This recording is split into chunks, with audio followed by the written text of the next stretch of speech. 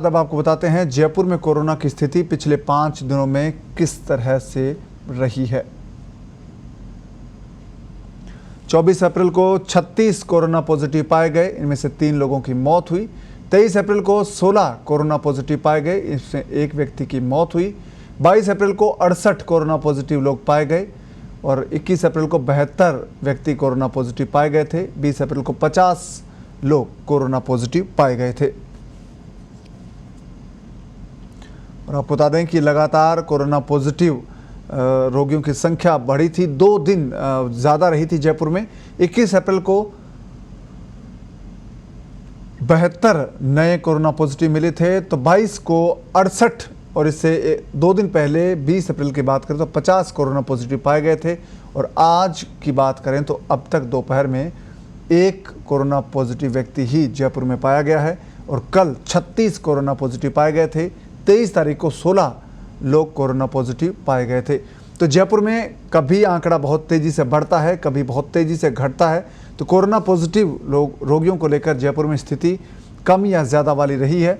20 अप्रैल की बात करें तो 50 लोग ऐसे थे जो कोरोना पॉजिटिव उस दिन पाए गए थे। 21 अप्रैल को यह आंकड़ा बढ़कर एकदम से 72 तक पहुँच गया और 22 अप्रैल को घटकर मामूली सा 68 हो गया और 23 अप्रैल को बहुत ज़्यादा घटकर ये 13 पर आ गया, 16 पर आ गया 23 अप्रैल को, और फिर 24 अप्रैल को बढ़कर 36 तक पहुंच गया। और आज दोपहर तक जो जांच रिपोर्ट आई है, सुबह और दोपहर की 2 रिपोर्ट आई है, उसके मुताबिक 1 कोरोना पॉजिटिव रोगी पाया गया है। और हमारे साथ फोन लाइन पर जुड़े हैं हमारे सहयोगी अनिल।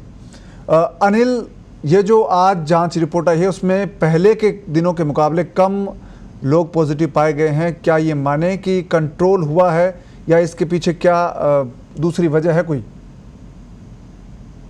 देखिए, आज जो रिपोर्ट आई है उसमें मामले काफी कम हैं। अभी सुबह तक जो रिपोर्ट आई है उसमें 27 मामले सामने आए हैं कोरोना के, और अभी जो दोपहर में रिपोर्ट आई है उसमें जयपुर का 1 मामला इसमें शामिल है जी। तो आज जयपुर का केवल 1 मामला अभी तक सामने आया है और इस हिसाब से जयपुर में एक डेथ भी दर्ज हुई है। रामगंज निवासी एक बुजुर्ग महिला है, वो पिछले दिनों सवाई मानसिंह अस्पताल में भर्ती थी, लेकिन उनके हृदय की दूसरी बीमारी भी बताई जा रही है। 65 वर्षीय महिला है जिसकी मौत हुई है। और मामले कम आए हैं, 27 मामले अभी तक दर्ज हुए हैं और इसी के साथ 2061 संख्या हो गई है प्रदेश में कोरोना पॉजिटिव मरीजों की। जी। तो अनिल, क्या अनुमान है चिकित्सा विभाग का कोरोना वायरस को लेकर आने वाले दिनों में? क्या ये तेजी से घटेगा, बढ़ेगा? क्या अनुमान चिकित्सा विभाग का है? सरकार का क्या आकलन है कोरोना वायरस का फैलाव को लेकर? ये कोरोना वायरस को लेकर के सरकार, चिकित्सा विभाग शुरू से यही कह रहा है कि पूरी तरह से जिस तरह से अलर्ट रहने की जरूरत है, जो WHO की गाइडलाइन है उसका पालन करें, स्वास्थ्य विभाग के जो दिशा निर्देश हैं उनका पालन करें, और पूरे सभी जगह लॉकडाउन हुआ है और जरूरी जगह पे कर्फ्यू भी लगा हुआ है। जैसे जयपुर का जो रामगंज इलाका है वो सबसे बड़ा कोरोना जोन बना हुआ था, वहाँ पे कर्फ्यू लगा हुआ है, लोगों की आवाजाही बिल्कुल बंद है और लोगों को तरह तरह के दिशा निर्देश समय पर जारी किए जा रहे हैं। सवाई मानसिंह अस्पताल में भी एक अलग से कोरोना का आउटडोर बनाया गया है।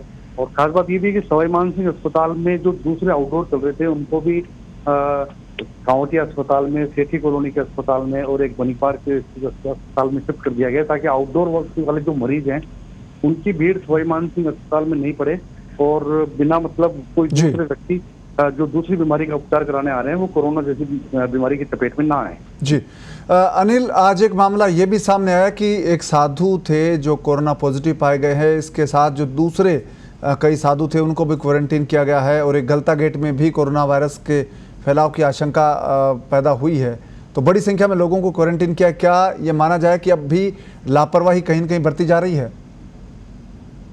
देखिए, ये कोरोना की एक चेन है, जब तक ये चेन पूरी तरह से अभी डेवलप हो रही है कई जगह पे, जैसे मेडिकल की एक नई चेन अभी डेवलप हो रही है। मेडिकल के जितने कर्मचारी हैं वो अब लगातार इसकी चपेट में आ रहे हैं, क्योंकि वो कोरोना की जो संदिग्ध और पॉजिटिव मरीज हैं उनकी देखभाल में लगे हुए हैं। तो इस तरह से हम इसको ये नहीं कह सकते कि ये अलग कोई चीज है, ये एक चेन है जहाँ पे जैसे आप गलता का उदाहरण दे रहे हैं और दूसरी जगह भी है। जयपुर के बाहर भी कई जगह कोरोना के मरीज सामने आए हैं, मानसरोवर में सामने आए हैं, शास्त्री नगर में सामने आए हैं, वैशाली नगर में सामने आए हैं, राजा पार्क में सामने आए हैं, आदर्श नगर। तो ये एक चेन डेवलप हो रही है। हालांकि अभी मरीजों का इतना ज्यादा आना जारी नहीं है, कुछ एक मरीज जरूर मिल रहे हैं, और जी। अभी जिस तरह से जांच रिपोर्टें आ रही है लगातार, तो माना ही जा रहा है कि अभी कुछ इलाकों में और मरीज सामने आ सकते हैं। जी। अनिल, केंद्र सरकार ने कल रात को कुछ इलाकों में छूट दी है कि गली की मोहल्लों की जो दुकानें हैं वो खुल सकती हैं, तो राज्य सरकार का क्या आकलन है, कब तक इस बारे में फैसला लेगी? क्या माना जाए कि राज्य सरकार भी अपने स्तर पर कुछ छूट दे सकती है अब? देखिए, जहाँ तक दुकानों की बात है तो वो सिर्फ ये जी। कहा गया है कि नगर निगम और के क्षेत्र वाली जो दुकानें हैं वो इसमें शामिल नहीं है, क्योंकि अगर हम देखा जाए तो जयपुर हो चाहे दूसरे जो प्रभावित जिले हैं जहाँ पर जी। कोरोना के मरीज हैं, वहाँ पे नगर निगम की सीमा है, उनकी सीमा के दायरे में वो दुकानें नहीं आती। जहाँ तक ग्रामीण जी। क्षेत्र और दूसरी जगह पे है वहाँ पर जरूर ये दुकानें खुल सकती हैं। साथ में ये भी दिशा निर्देश दिए गए हैं कि जो कोरोना के हॉट स्पॉट है वहाँ पर निर्णय अभी इस तरह का नहीं लिया जाएगा। हालांकि सरकार, राज्य सरकार इस बारे में पूरी तरह से विचार विमर्श भी कर रही है कि आगे वाले दिनों में लॉकडाउन की स्थिति क्या रहती है, आगे वाले दिनों में किस जी। तरह से अगर दुकान खोली जाए तो वो किस तरह से क्या वो नियम है, क्या फॉलो करवाने हैं। जिस तरह से मास्क का भी किया गया है कि कोई मास्क नहीं लगाएगा तो उसको जेल होगी। तो ये तमाम चीजें हैं। हालांकि कुछ लोगों को भी इस बारे में ध्यान रखना पड़ेगा कि जिस तरह से ये बीमारी फैल रही है तो वो खुद अपना बचाव किस तरह से, किस रूप में करें। जी जी, धन्यवाद अनिल इस तमाम जानकारी के लिए।